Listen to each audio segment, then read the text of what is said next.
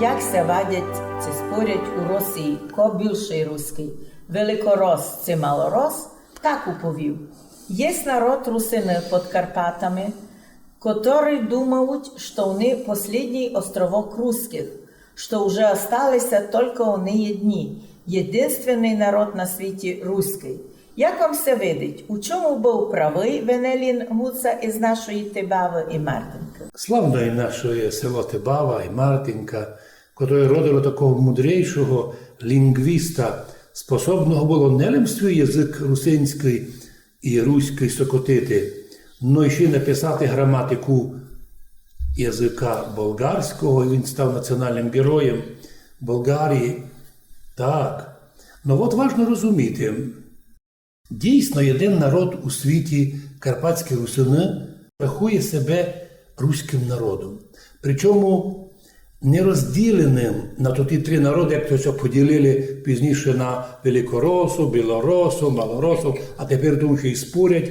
Ми в цей спор не вмішуємося, но ми у собі відчуваємо велику радість і достоинство, що ми тот руський народ, який не розділений. Нам єднако милі усі ті три частини руського народа.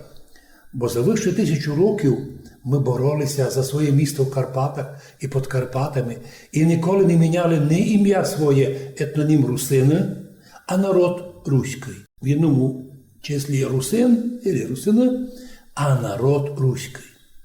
Но пізніше, вже в 20 віці, коли розвалилася Російська імперія і большевики, і масони поділили руський народ на три частини, тоді стало ясно, що ми не великороси, не білороси, ясно і не українці, хто ми. А ми русини, но тепер уже можемо називатися народом руським, карпато-русинським. Щоб себе відділити, бо так нас признавали на Сен-Жерменській мирній конференції. Ми туди йшли не просто русини, а народ русинов, територія його знаходиться на юг від Карпат. От тот, з таким паспортом ми пішли на Сен-Жерменську конференцію. Що там, які русини за Карпатами? Вопрос другий, і вони у державотворенні Подкарпатської Руси не приймали участі. Поза Австро-Мадярщини на обломках тої імперії ми все-таки осталися русинами. За 1000 років живя з мадярами, ми осталися русинами. За 50 років жили ми з братями русскими, українцями, білорусами, вдруг не є русином. Який позор, яка ганьба, яка нізость, щоб і нині, коли ми споминаємо, що ми русини, навіть прості рядові українці скачуть нам в очі, а такої національності не є. Не знаєте, не розумієте, або ви жертви пропаганди, то ваше друге діло. Особливо на нас нападають люди неправославні. Вот чому, якщо ми, русини, були признані як народ із правом на самовизначення, котрий реалізував це право в рамках Чехословакії як національна держава, то з того часу, крім русинів, ніхто не може сій наш статус забрати або розпустити. Він і донині живе. Ми дуже мудро поступили русини, що в складі України проголосували за єдинство, за создання нової держави України, но одноразово.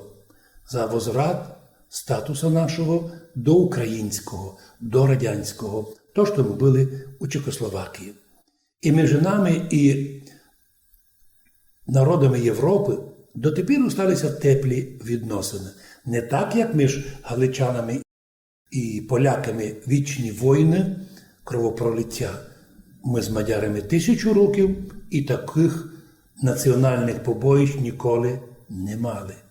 Тому ми завжди благодарні мадярам, а вони благодарні русинам, що ми способні були, кстати, і нині демонструємо оту віротерпимость, етнотерпимость і співжиття, бо ми з ними 1000 років, і ні ми, ні мадяри не просилися в состав Совєтського Союзу, в состав Совєтської України. А осталися так, уже як реальність, коли творилася незалежна Україна, то і мадяри голосували за незалежну Україну, а нині всіх кусають. Русини голосували за незалежну Україну, а нині об'являють, да, у вас голоси ваші є, русинов, але вас самих не є. А хто ще буде дуже требувати свої права, завтра прийде Петро Іванович із СБУ і скаже, а не перестанеш, ми тобі приклеїмо сепаратизм, тюрма і так далі. Да, ми зрозуміли, що живемо в далеко недемократичний час. Но, видя, як терплять низькі зарплати, розрушення економіки, ясно, що і нам приходиться в єдності з народом терпіти, но віримо, що ситуація колись покращиться. І так ми стали в составі незалежної країни, вирвавшись з Європи, до якої нині Україна рветься, або так рветься, або всі мотузки і ланци поламала, рветься в Європу, в котрій ми, русини, були. Зачем нас було вибирати з Європи? Ну, ми в Європі були, ми і осталися європейським народом. А от вопрос, насчет цієї України, готові ли вони психологічно даже войти у європейські народи? Я думаю, ні. А от ми, русини, да. Но ми завжди казали за ці 30 років, не рвіться ви в Європу. Ми там були. Ми їли тот європейський хліб.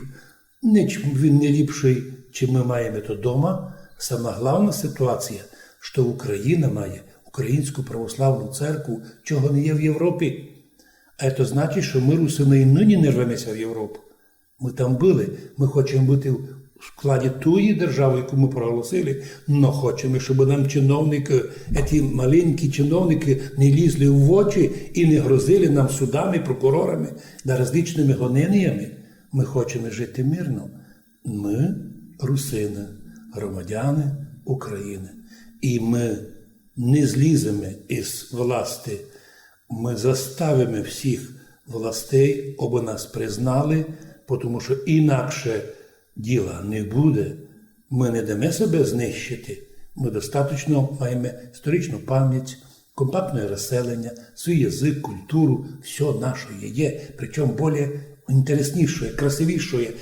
Но враховуючи, що ситуація склалася так, що ми у державі знову в стані поневолення, то ми просимо, Господи, дай нам сил, щоб, видя народи російські, українських, білорусів, щоб ми і далі відносилися до них як до братів, відносилися уваження.